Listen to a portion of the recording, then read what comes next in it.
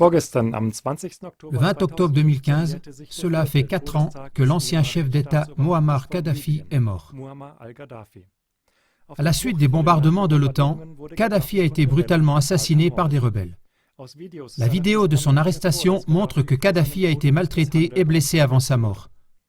Le procureur général de la Cour de justice internationale de La Haye estime que la mort de Kadhafi pourrait être un crime de guerre. Les investigations ont pourtant été empêchées par le nouveau gouvernement. Avant la mort de Kadhafi, la Libye a véritablement été détruite par les bombardements de l'armée de l'OTAN pendant 7 mois. Les attaques aériennes ont eu lieu sur décision du Conseil de sécurité de l'ONU qui accusait Kadhafi de violation systématique des droits de l'homme.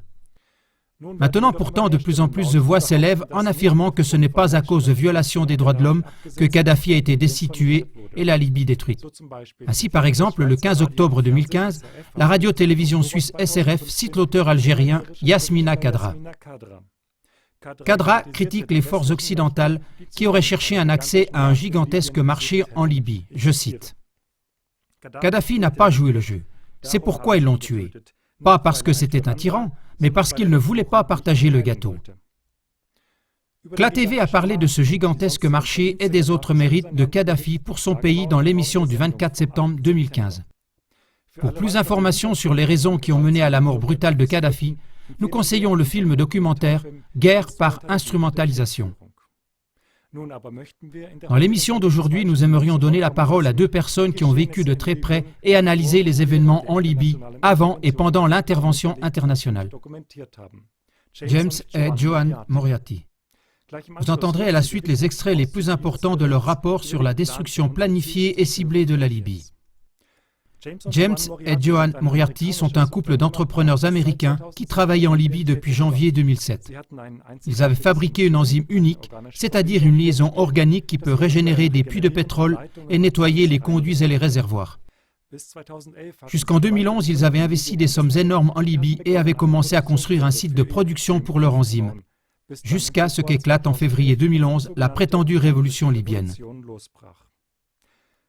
Lorsque les bombardements de l'OTAN ont commencé, le couple n'a réussi à sortir du pays que dans des conditions extraordinaires.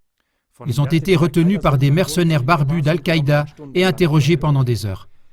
Ils ont dû donner tout leur argent aux mercenaires et seulement après ils ont été relâchés. Comme par miracle, ils ont finalement réussi à monter sur un bateau et ont été amenés clandestinement au Benghazi, au nord-ouest de la Libye. De là, ils ont réussi à prendre l'avion pour la Tunisie, puis pour les États-Unis. De retour au Texas, lors du contrôle des passeports, James Moriarty a été arrêté par le FBI et interrogé pendant 3 heures. Plus tard, ils ont appris qu'ils étaient déjà surveillés par le gouvernement américain.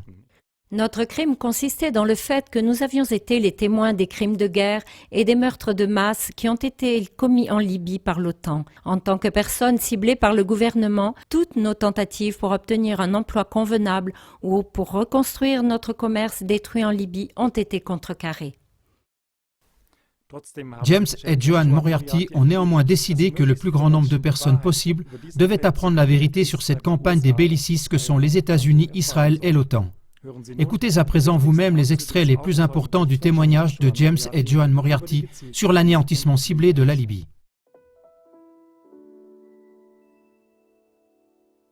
J'aimerais souligner que le peuple libyen ne consistait en aucun cas de musulmans extrémistes. La partie du Coran qui parle de tuer des non-croyants a été bannie de la Libye par Kadhafi. Il était d'avis que ce n'est pas une véritable partie du Coran.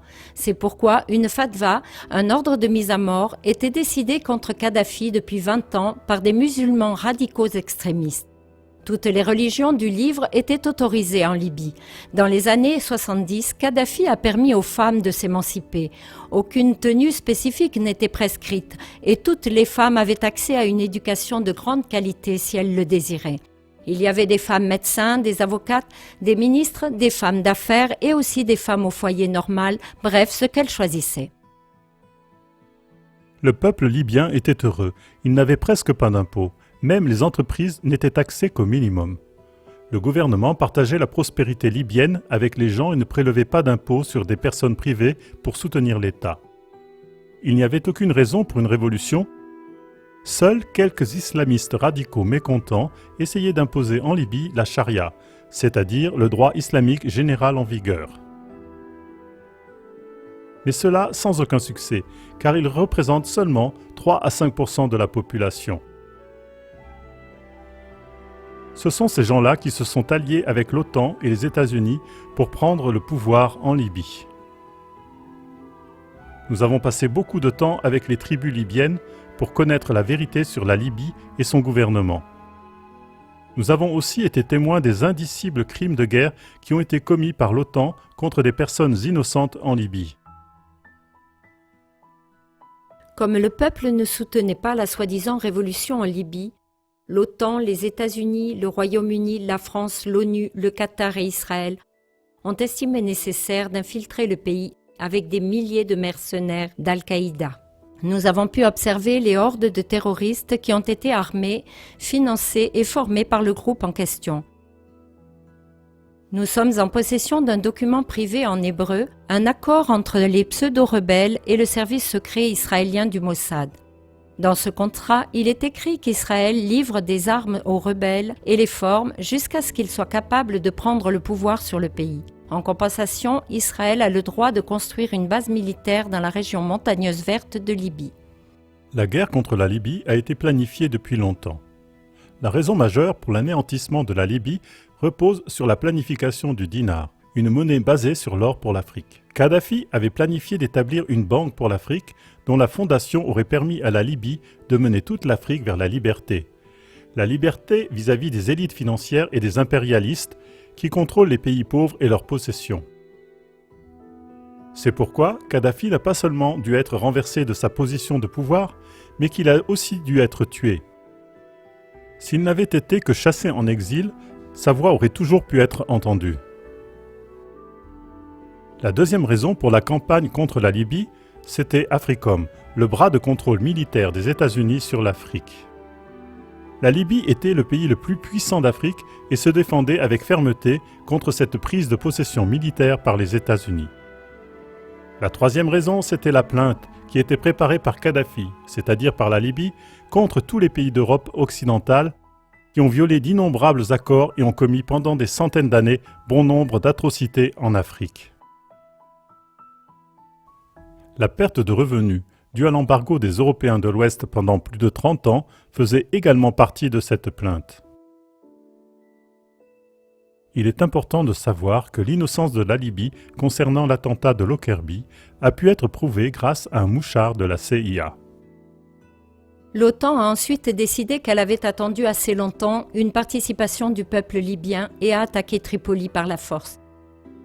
Nous nous trouvions dans un grand hôtel à proximité du port et nous avons pu observer comment l'OTAN a fait venir ses hélicoptères Apache et a abattu des personnes innocentes dans les rues. Dans les premières heures de la prise de Tripoli par l'OTAN, 1300 personnes ont été tuées dans les rues et 5000 blessées.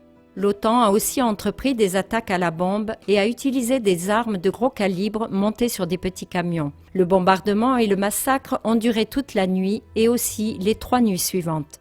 Et encore plus de cargaisons de rebelles d'Al-Qaïda du Benghazi s'écoulaient depuis le port de Tripoli vers la ville, en passant par les routes de campagne tout autour. Toutes ces personnes étaient barbues et portaient des fusils d'assaut AK-47. Sur le chemin, ils montaient des postes de contrôle tous les 500 mètres environ, tout autour de Tripoli. Ils ont pillé tous les magasins et appartements et ils ont fait main basse sur tous les véhicules et ont volé tout ce qu'ils pouvaient. Ils ont pris le contrôle d'hôtels et ont mis en place des centres de torture. Après la remise de la Libye à Al-Qaïda par l'OTAN, de nombreux Libyens ont été mis en prison, torturés et tués. Beaucoup d'entre eux ont dû fuir pour pouvoir survivre. Aujourd'hui, il y a 2 millions de Libyens en exil. Nous avons un contact étroit avec les tribus de Libye et parlons presque quotidiennement avec les chefs de tribus exilés. Et ils nous ont nommés leurs porte-parole. Nous avons essayé de faire comprendre au Congrès américain qu'ils font quelque chose de complètement faux en Libye et que nous avons livré la Libye, un pays musulman paisible, à Al-Qaïda. Ça n'intéressait personne. Les chefs de tribus ont commencé à faire passer des informations sur le mouvement Al-Qaïda à l'intérieur de la Libye et nous avons ensuite fait passer ces informations. Peu après, nous avons été contactés par 4 départements différents des services secrets américains. Mais nous avons vite compris que les services secrets n'avaient aucune intention de prendre en compte les informations des chefs de tribus libyens. Au contraire, ils ont utilisé les informations pour mettre en garde Al-Qaïda et non pour les arrêter. Un des agents était une femme.